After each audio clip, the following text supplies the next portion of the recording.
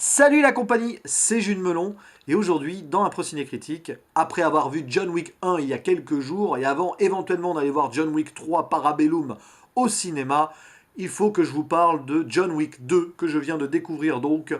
Film réalisé par Chad Stahelski, comme le premier d'ailleurs, mais ici sans son pote David Leitch, tout seul, comme un grand, et avec bien sûr le retour de Keanu Reeves dans le rôle principal de ce tueur professionnel retraité qui a envie de penser à autre chose, mais qui, une nouvelle fois, doit revenir sur le devant de la scène, honorer une dette. Et au casting autour de Keanu Reeves, il reste plus grand chose, parce que dans le premier film, il y a eu pas mal de morts, hein.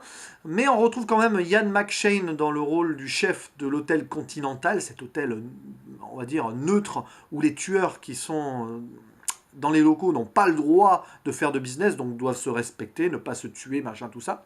Il y a aussi, par rapport au premier film, le retour du réceptionniste de l'hôtel, joué par Lance Reddick, ainsi que John Leguizamo, une sorte de pote garagiste, voilà, qui est très peu présent, mais qui est là au début du film.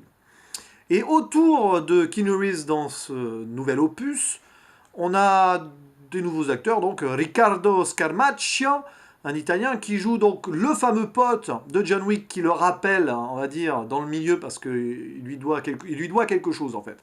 Il lui doit tout simplement la possibilité de vivre tranquille avec son épouse, sauf qu'entre-temps, vous le savez, si vous avez vu le 1, son épouse est morte, son chien, etc. Bon bref. Hein. Donc il doit honorer cette dette auprès de ce personnage-là, et on retrouve aussi d'autres acteurs comme le rappeur Common, va être le protecteur en fait de la sœur, il faut suivre, hein, de la sœur de Santino, donc celui qui a rappelé John Wick, parce que Santino, il demande à John Wick d'aller tuer sa sœur. Voilà, c'est ça, il t'a une dette envers moi et tout, va tuer ma sœur. John Wick dit oui, parce que dans ce film et dans cet univers de John Wick, les tueurs professionnels entre eux ont un code de l'honneur et se respectent beaucoup, c'est très important. Et donc, il va tuer cette sœur, mais cette sœur a un protecteur qui est joué par Common, qui va bien sûr derrière poursuivre John Wick. Parce que si John Wick pensait pouvoir faire ça en honorant sa dette et après être totalement tranquille pour toujours, c'est faux. Et ça tire de nouveaux ennemis malheureusement à cause de ça. Sinon, il y a un autre acteur très important à mentionner dans le film, c'est Lawrence Fishburne, qui joue le king des gangsters de l'underground à New York, qui s'appelle The Bowery King. Un rôle qui est très peu présent dans le film, mais qui est assez charismatique, et qui m'a tellement fait penser à Ghost Dog, parce que j'ai vu Ghost Dog la veille donc de voir John Wick, si vous avez vu ma vidéo postée hier, et c'est pareil, il apparaît avec des pigeons le mec. Limite, ils auraient dû appeler Forest Whitaker pour jouer ce rôle-là et faire une sorte de parallel universe entre les deux films, que ça aurait pas été choquant. C'est fou quand même.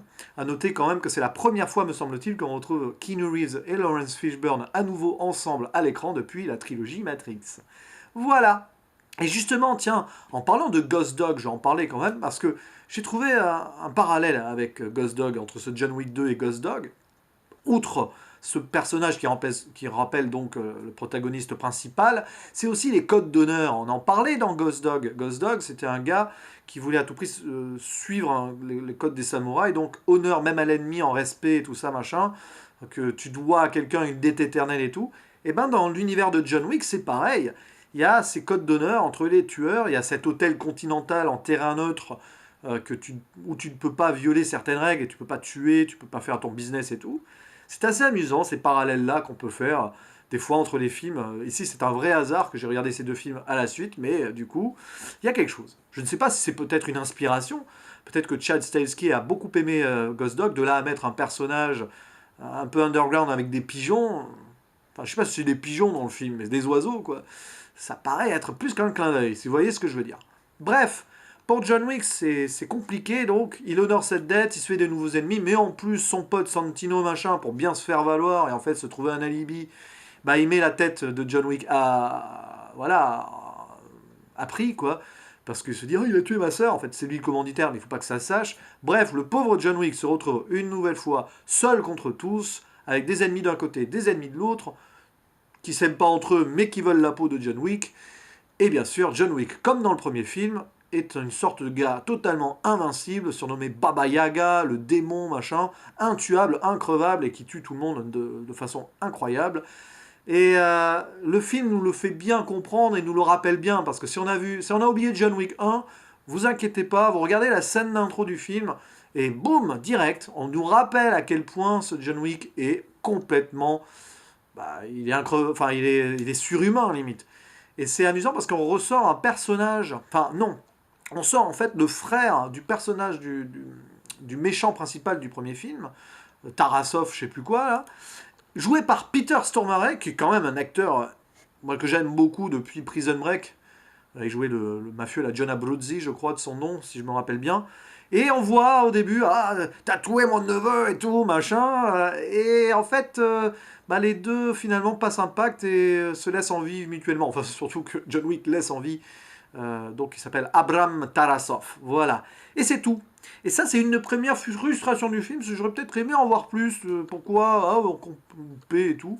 En fait, c'est une fausse piste. On nous fait croire que le film va repartir dans la même intrigue et tout avec Vengeance du frère. Mais en fait, c'est balayé, on passe à autre chose. Ouais, remarquez, c'est bien joué qu'on ait un autre angle de scénario. Mais du coup, ça fait un peu bizarre. Mais ça renforce le côté code d'honneur aussi que j'évoquais il y a quelques instants. Bref, on ressort, voilà, après l'intrigue. John Wick tue la femme et puis après il doit échapper au tueur, machin. Évidemment, il s'en sort, du moins jusque presque à la fin, tout ça. De toute façon, il y a un John Wick 3, donc vous imaginez qu'il survit. Et c'est intéressant. Sauf que c'est exactement les mêmes ingrédients que le premier film. C'est un excellent film d'action. Et c'est tout. Voilà. J'attendais plus de profondeur dans cette suite. Je vous avoue que je suis un poil déçu parce que j'avais lu ici et là que le 2 était largement au-dessus du premier. Au final, il est un poil au-dessus du premier, mais pas plus que ça. C'est exactement le même genre d'histoire. C'est les mêmes gunfights, close contact, machin, tout ça, intéressant, super bien chorégraphié. Limite encore mieux que le premier d'ailleurs, mais bon, ils sont allés dans la surenchère parfois à certains moments. Mais c'est pareil que le premier, c'est la même continuation. Il n'y a guère que la fin qui est intéressante. Et heureusement qu'il y a cette fin-là, qui me donne envie de voir le 3. Parce que si ça s'était pas terminé ainsi, j'aurais presque douté d'aller voir ce film-là, donc la suite au cinéma. Là, il y a quand même un truc qui m'intéresse, et sachant d'ailleurs que le 3 va être vraiment centré sur ce qui se passe quelques heures à peine après la fin du 2, ça peut être intéressant. Voilà, ça peut être bien crépusculaire et intéressant, et passionnant à suivre. Enfin, ou pas, on verra. Mais voilà, c'est un très bon film d'action, John Wick 1, 2, comme le premier, hein, comme la saga Mission Impossible. D'ailleurs, si je devais comparer les deux sagas, je pourrais pas le faire parce que j'ai vu que Mission Impossible 1 et Fallout. J'ai quand même préféré Fallout dans tout ça. Mais je préfère les John Wick 1 et 2 au premier Mission Impossible, par exemple, si je dois faire des classements. Mais c'est du pur film d'action. Alors, on aime ou on n'aime pas. C'est sûr que si on cherche autre chose à creuser derrière le film, bon, à part le côté code d'honneur, à part le charisme incroyable dont fait preuve John Wick, et encore renforcé par la scène d'intro où, là encore, il rentre dans... Enfin, bon, bref, voilà. D'ailleurs, il vient récupérer sa voiture, en fait, parce qu'il n'avait pas récupéré sa voiture. Et ouais, gros charisme. Keanu Reeves est très, très impressionnant dans ce rôle impassible et un peu désabusé aussi. Après la réalisation, c'est là où en fait ce John Wick 2 est un peu au-dessus du 1, c'est que la réalisation, je la trouve encore meilleure, plus mature, avec des superbes plans, des superbes photographies ou images, des belles lumières, clairement, il y a des endroits... Bon, il y a encore une scène dans une boîte de nuit, ça fait très référence au premier, machin, mais c'est surtout vers la fin et la dernière bataille, là, dans le... Je sais plus comment ils appellent ça, le New Modern Building, à New York, c'est plutôt un beau décor et ça donne lieu à des... Voilà, ça en met plein les yeux. Ouais, ce film en met plein les yeux. Les cascades réalisées par Keanu Reeves sont impressionnantes, enfin du moins les scènes de combat. Et bah, on passe un bon moment, mais pas plus, quoi. C'est le genre de film à regarder pour se mettre le cerveau en pause, même si voilà, le côté honneur, respect qui suinte de tous les ports, notamment via cet hôtel Continental, est intéressant à suivre. D'ailleurs, hôtel Continental à New York, oui, mais il y en a un à Rome aussi, visiblement, il y en a dans toutes les villes importantes. Et l'hôtel Continental de Rome, il est géré par un certain, alors comment il s'appelle dans le film Julius, quoi, qui est joué par Franco Nero. Et Franco Nero, c'est l'acteur qui joue Django dans le Django d'antan. Et c'est le charisme absolu. Ils l'ont pris pour ça, cet acteur-là. Et voilà. molto bene, quoi. Voilà, c'est la classe, tout simplement. Et il faut des acteurs à grande classe pour jouer les chefs des hôtels Continental. Et entre Ian McShane et donc Franco Nero, on est bien servi. Voilà, donc c'est vrai que le casting est vraiment sympa. Il y a aussi Ruby Rose, qui est très très sympathique, une actrice qui joue le bras droit en fait de Santino. C'est un personnage sourd et muet, ou du moins muet. Mais ouais, là, on la voit pas assez encore, je trouve, mais plutôt sympa. Ouais, y a rien à dire. Voilà, il y a aussi cette scène donc où quand il va tuer la sœur, enfin, il la tue pas vraiment, mais bon, c'est assez coloré avec du rouge et tout. Enfin, ouais, il y a un visuel, il y a des recherches visuelles quand même. Mais bon, niveau scénario, c'est très, très cousu de fil blanc. L'action, c'est de l'action qu'on a déjà vu, même si super bien chorégraphié, c'est clair. Les acteurs sont bons. Bon, finalement, ça reste un très bon film dans le genre, ça reste un très bon film. Mais j'irai jamais au-dessus d'un 7 sur 10, quoi, clairement. Et c'est déjà bien. C'est déjà bien noté, je pense. Un bon 7 sur 10 pour ce film-là. Que je préfère donc un poil au 1 pour sa réalisation et pour son final intéressant. Ça donne donc envie de voir le 3, en espérant un scénario pas forcément plus touffu, mais qui nous surprenne plus à l'image de la fin donc de ce deuxième volet quand même, qui prend un peu à rebours. Mais voilà, j'en attends pas forcément beaucoup plus, si ce n'est me vider le cerveau pendant 2 heures en salle obscure, quoi.